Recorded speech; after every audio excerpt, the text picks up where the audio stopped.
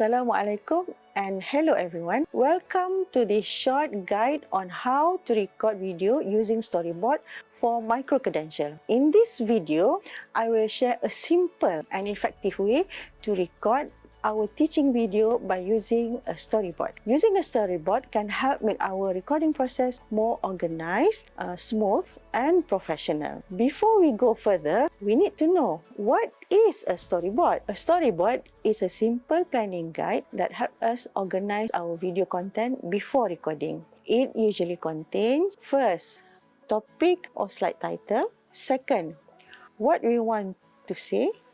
Third, visual or example to show, and estimated duration for each part. Think of it like a roadmap for your recording. Using a storyboard is important because it helps us first to stay focused on our content. Second, it reduces mistakes during recording. Third, it saves editing time, and it ensures our video flows clearly and systematically. It also helps our learners understand the content better. Before we start recording, we must make sure that first, the storyboard is ready. Second, the slides are finalized. Third, audio and microphone are clear. Fourth, lighting is suitable. And fifth, recording area is quiet and clean.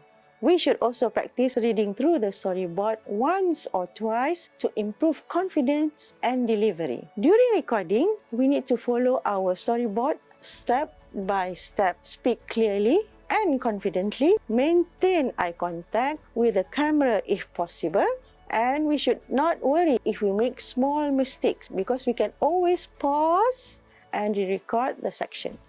It is best if we could make our explanation simple, engaging and aligned with the storyboard. We must remember the goal is to make learning easy and enjoyable for our audience. To conclude, I must say that using a storyboard can make our micro-credential recording process much easier and more professional. With proper planning, we can create clear, structured and engaging learning content for our learners. Thank you for watching and happy recording!